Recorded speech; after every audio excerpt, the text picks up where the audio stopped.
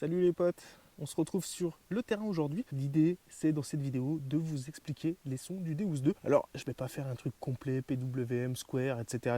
On le fera dans d'autres vidéos. Ici simplement on va prendre un programme usine, en l'occurrence on va prendre le programme de Sensitive, et puis on va faire une petite explication des sons, qu'est-ce que l'on entend, comment les interpréter, etc. Donc on va voir pas mal de cas de figure que vous allez rencontrer sur le terrain, quel que soit le programme que vous allez utiliser, à partir du moment où vous serez dans le même mode audio que celui qu'on va utiliser sur le Sensitive, c'est-à-dire 3 tons, PWM. C'est quelque chose de classique, c'est ce que vous connaissez sur le Deus 1, c'est ce qu'on connaît sur la plupart des détecteurs de métaux, et ça va nous permettre bien de faire la différence entre les ferreux, les sons de sol, etc.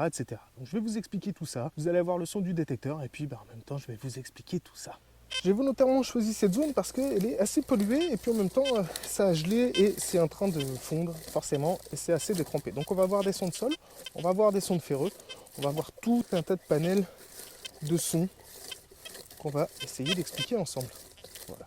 Vous entendez que c'est très chantant, c'est pour ça que je prends le sensitive d'ailleurs, c'est parce que ça me permet d'avoir pas mal de sons. Allez, là on est sur du petit ferreux profond. On entend bien, hein. Une saturation du son, pas beaucoup de réponse audio, une certaine longueur de son, c'est un peu gras, c'est un peu saturé, et puis vous entendez quand je tourne, non seulement ça coupe, mais en plus, de temps en temps, on a un petit grave qui apparaît derrière. Donc dans le doute, vous pouvez vous amuser à creuser ce genre de cible, pourquoi pas, mais là on est fixé, on est sûr que c'est un ferreux. La différence avec un son de cible qui serait proche d'un ferreux, c'est qu'on pourrait détacher les deux tons justement. Et puis on n'aurait pas cette coupure quand on tourne autour. En se concentrant un peu sur le meilleur des deux sons, on arriverait à obtenir quelque chose d'intéressant. Ce que vous entendez actuellement, c'est le niveau de pollution du sol. On entend qu'il y a beaucoup de ferreux, hein. On n'est pas sur des sons de sol pour le moment. Je vous ferai écouter, je vais vous en trouver des sons de sol. Ici on est bien sur une zone polluée. Bon, là pas de surprise, hein. On est sur un ferreux qui n'est pas très profond, qui est certainement de bonne taille. Pas de doute possible, pas de doute permis. Alors à savoir que les ferreux, leur conductivité lorsque le sol est détrempé, peuvent monter. Voilà, par exemple ici on a un ferreux qui a tendance à vouloir sonner correctement. Alors c'est typiquement le genre de son qu'on a envie de creuser. Ce ferreux-là, on pourrait se dire que c'est une bonne cible, proche d'un ferreux, mais pourtant, c'est bien un ferreux. Écoutez, on entend du ferreux à côté, mais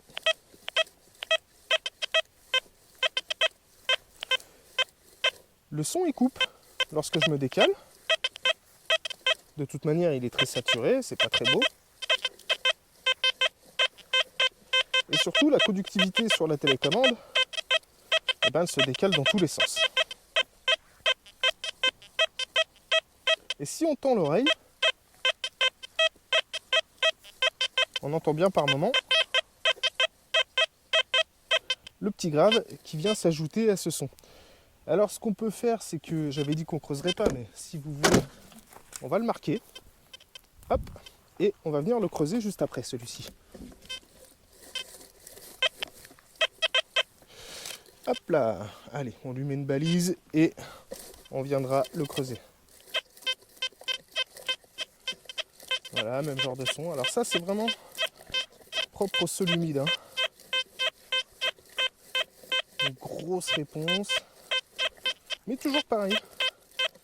Vous entendez le son. Un peu spécial, c'est pas terrible. Et ça, c'est pareil, dans le doute, c'est le genre de son qu'on va creuser. D'une, déjà, pour retirer ce gros ferreux important. Mais en plus, pour confirmer qu'on n'est pas sur une cible nettement plus intéressante. Bon, j'avais dit qu'on creuserait pas, mais vous me connaissez. Allez, c'est pareil, on va le baliser, ce son, je claque, on viendra le creuser derrière. Alors pour l'instant, j'ai pas eu de son de sol ambiant. Il faut savoir que vous avez un réglage de stabilité sol sur le Deus 2 qui vous permet justement d'éliminer une partie des signaux du sol, notamment quand les sols sont mouillés. On peut avoir des réponses de sol qui sonnent, hein, très bien, enfin très bien. ça fait des sons un peu longs et ces signaux peuvent vous laisser penser que vous avez une cible. Mais ça, c'est dû vraiment à l'humidité du sol. Donc ce réglage de stabilité sol va vous permettre de minimiser ces sons et pourquoi pas de les éliminer. Vous avez deux solutions pour l'élimination. Soit vous êtes très pointu et vous voulez garder l'ouverture sur des très petites cibles. Et dans ce cas-là, eh bien, vous allez notcher la zone sol correspondante à ce qui vous embête en gardant une stabilité sol assez basse. Soit vous voulez plus de confort sans trop vous prendre la tête. Et puis vous savez que vous n'aurez pas de cibles qui sont sur les indices de conductivité du sol. Eh bien, vous montez la stabilité sol à 3 et ça vous permet d'éliminer une très très grande partie de ces sons ambiants. Mais évidemment, à chaque fois qu'on ajoute un filtre sur un détecteur, eh bien, on agit sur sa capacité à détecter des cibles. On agit sur sa capacité à découvrir des cibles peu conductrices dans des milieux difficiles. Donc c'est toujours à vous de faire le choix en fonction de ce que vous rencontrez sur le terrain. Donc ici, on entend, c'est vraiment un tapis de ferreux, avec des ferreux qui sortent mieux que d'autres.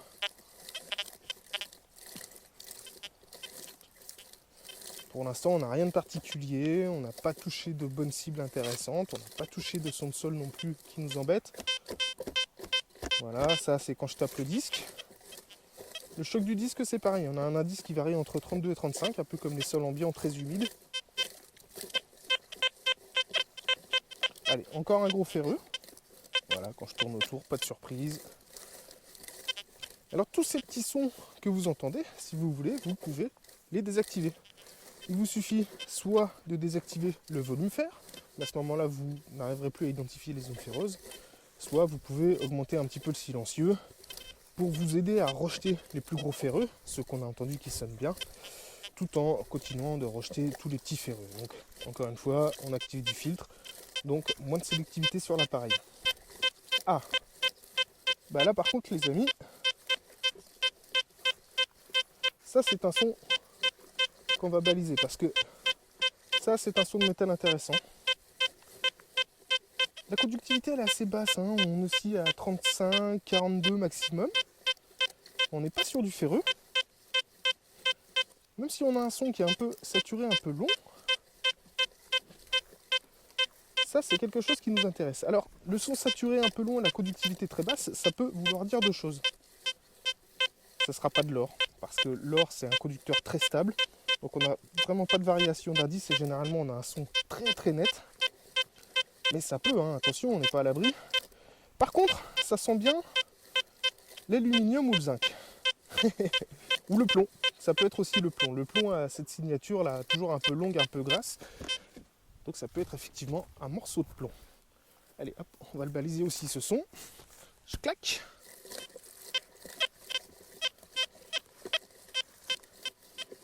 Allez, on est toujours là sur ces ferreux qui sonnent plutôt bien.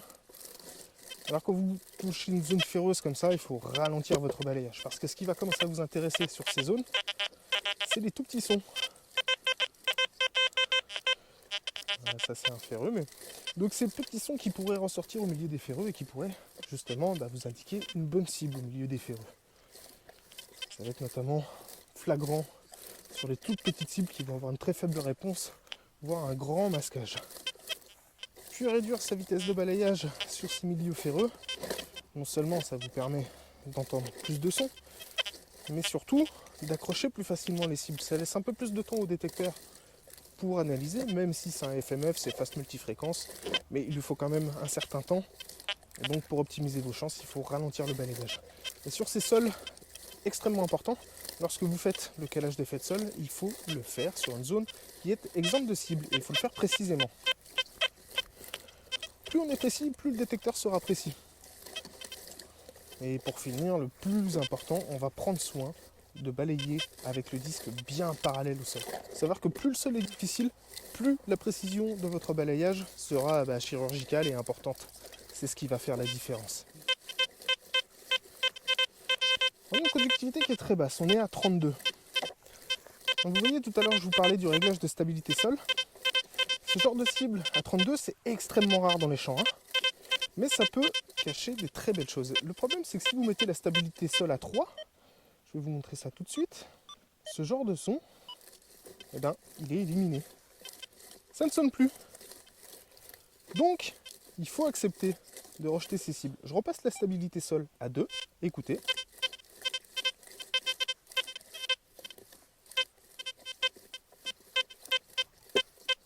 Ce son réapparaît. C'est pour ça que je vous disais que si vous êtes pointu et si vous faites une recherche spécifique, lorsque vous activez des filtres, vous empêchez le détecteur de trouver ce genre de cible.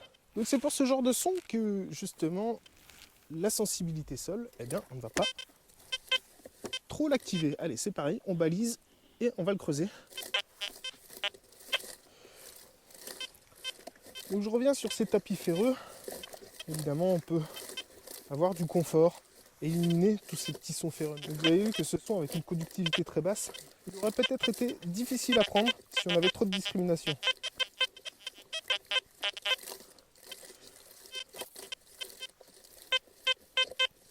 Oh, j'ai encore un très beau son ici. Avec une conductivité très stable, donc ça m'intéresse. Je vais poser mon disque dessus, on va chercher de quoi baliser et on va venir creuser ce son. Donc pour entendre un petit peu plus de sol, j'ai baissé la stabilité sol. Voilà. En baissant la stabilité sol, vous entendez qu'on entend beaucoup plus de son. Si je bouge le détecteur, ça se met à sonner. L'appareil devient extrêmement sensible. Extrêmement sensible au choc, mais aussi aux variations du sol. Donc ça vous permet évidemment d'avoir une lecture plus précise de ce qui se passe sous votre disque. Mais il faut savoir analyser, là, il faut être pointu, il faut avoir beaucoup d'oreilles pour faire la différence entre les sons de cible et les sons de sol. Je pensais vraiment pouvoir vous faire écouter des sons de sol, les potes, et je ne les trouve plus. Donc ce sera l'occasion de faire une vidéo spécifique sur les sons de sol, les effets de sol. On parlera de tout ça plus précisément. Ce sera l'occasion justement de faire une vidéo complète sur le sujet. On n'entendra pas aujourd'hui, mais ce que je peux vous dire, c'est que les sons de sol, les sons de minéralisation ou de sol ambiant sont des sons longs, diffus, avec pas beaucoup de réponse audio, ça ne claque pas comme une cible. On a vraiment quelque chose de doux, de rond. Donc vous allez faire la différence avec ce que je viens de vous expliquer. Lorsque vous serez sur le terrain, vous n'aurez pas de doute possible. Vous saurez quand vous êtes sur une minéralisation. Pour continuer cette vidéo, on va aller creuser les cibles que l'on a balisées. Parce que, évidemment, on est curieux. C'est aussi pour ça qu'on fait de la détection. C'est la curiosité, c'est un petit peu le rêve. Est-ce qu'on a trouvé quelque chose d'intéressant? On va aller découvrir ça maintenant. On est ici sur un des premiers sons que l'on a balisé ensemble, une conductivité assez basse, on est à 40-42, l'indice ne bouge pas beaucoup, pourtant vous allez voir qu'on a un son qui est un peu gras, un peu long, qui ressemble à un ferreux. J'ai absolument aucune idée de ce que ça peut être, même si je présume que ça soit du plomb ou du zinc. Voilà. J'ai tendance à vouloir penser que c'est du plomb, mais écoutez, je débute sur ce Deus 2, je suis comme vous, et je suis encore dans la phase de découverte des sons et du réapprentissage de l'appareil. On entend que ce son il est un peu gras, un peu diffus. Et quand je tourne, il ne se dégrade pas. On reste sur une constante.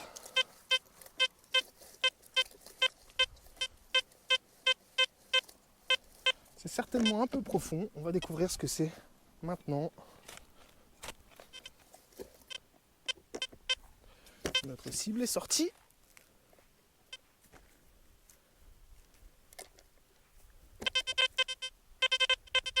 Ouh, on se rapproche. Ça confirme bien que c'est une petite cible que j'ai perdue. Et que je vois. Oh, eh ben les amis, j'étais pas du tout dans le vrai. J'étais complètement à l'ouest de ce que ça allait être. Oui, c'est un petit morceau de bronze qui était quand même assez profond, mais pas non plus extrêmement profond. Aucune idée de ce que c'est, j'imagine que c'est un morceau de boucle. Selon la position dans le sol, effectivement, la conductivité et la réaction du détecteur peuvent changer. Eh ben j'y étais pas du tout. Comme quoi, les gars, se tromper, ça a du bon. On en apprend tous les jours. Un autre son à découvrir ici, on va réécouter. Oh.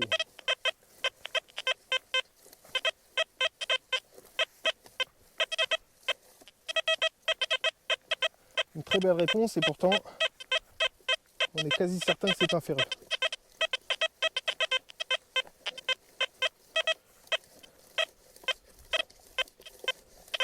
Vous voyez que quand j'élargis mon balayage, le son coupe un peu.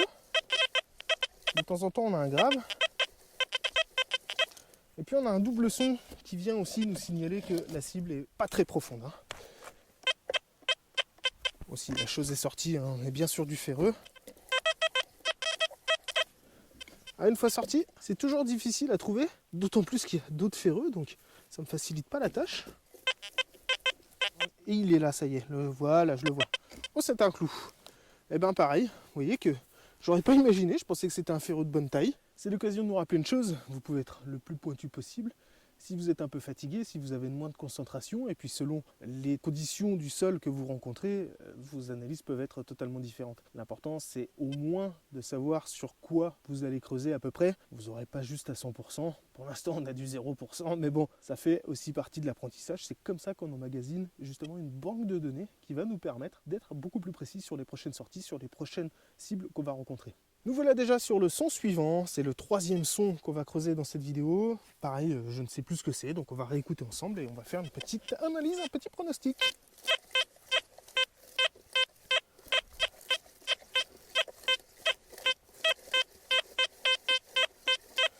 C'est très similaire à ce qu'on vient de creuser. La conductivité, elle part un peu dans tous les sens. On a toujours ce son un peu gras, un peu saturé.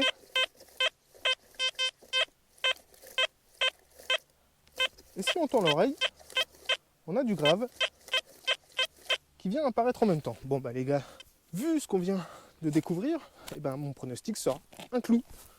Évidemment. Et c'est justement le fait de trouver un clou sur des conditions à peu près similaires qui me fait faire ce pronostic. Si je ne l'avais pas fait juste avant, j'aurais sûrement une autre idée.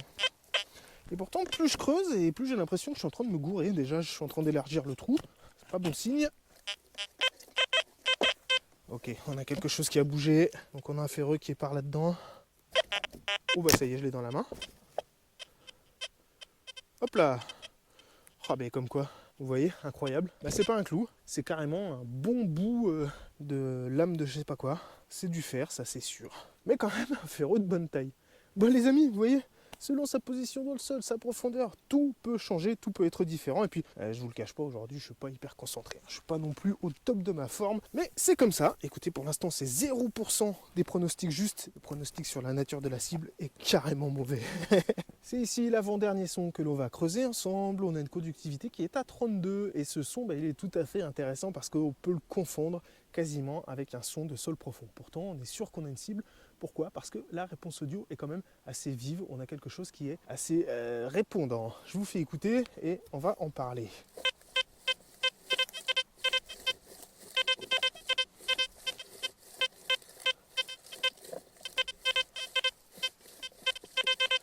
Donc on a quelque chose qui rayonne, ça sonne assez large. On a un son qui déclenche un petit peu avant. Voilà. Un peu avant l'entrée du disque, un peu avant qu'on arrive concrètement sur la cible. Et lorsque j'élargis, on a un double son. Donc on a une cible assez proche du disque. Je dirais du plomb, hein, vu que le son est un peu long, un peu diffus, et ce qu'on comparerait presque à un son de sol. Et ça, souvent, c'est la signature du plomb.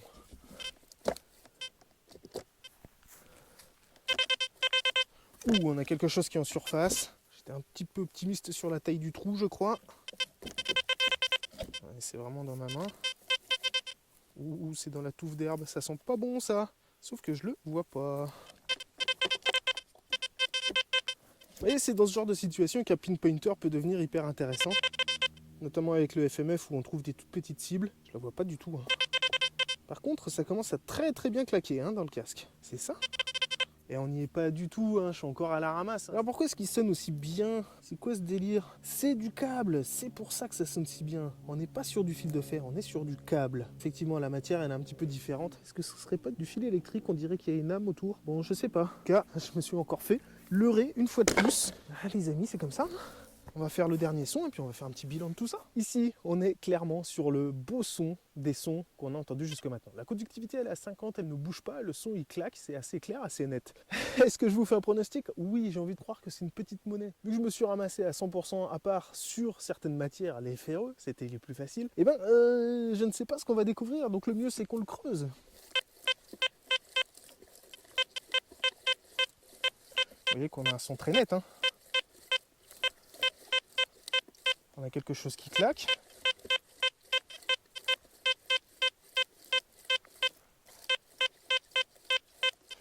si j'ai une légère saturation, ça me fait quand même dire que c'est un objet intéressant. La forme me plaît bien.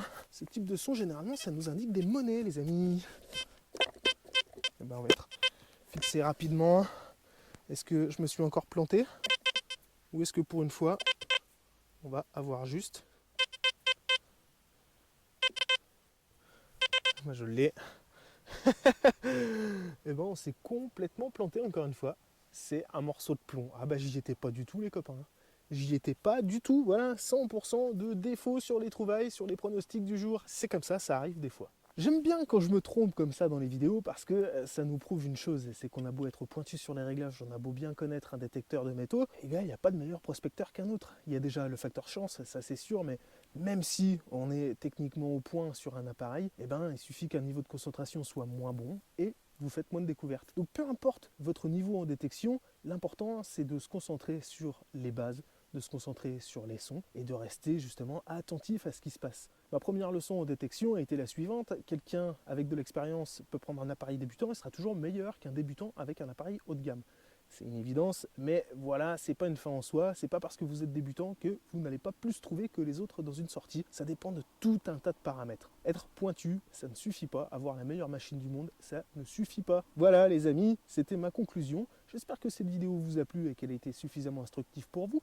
Je vous invite à laisser un commentaire, à poser vos questions dans les commentaires d'ailleurs, à nous rejoindre sur les réseaux sociaux. Vous retrouverez tous les liens dans la description de cette vidéo. N'hésitez pas à vous abonner à cette chaîne, vous allez avoir beaucoup de vidéos qui vont arriver ces prochaines semaines. Et moi je vous dis à très bientôt. Merci de m'avoir suivi. Ciao.